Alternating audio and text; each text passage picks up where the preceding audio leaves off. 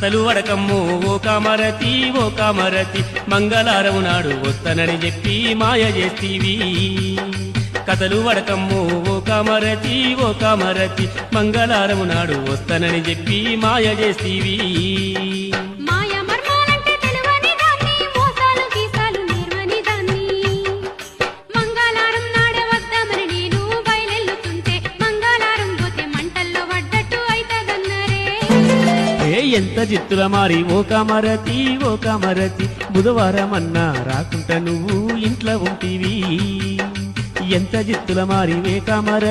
ఓ కామరతి బుధవారం అన్నా రాకుంట నువ్వు ఇంట్లో వంటివి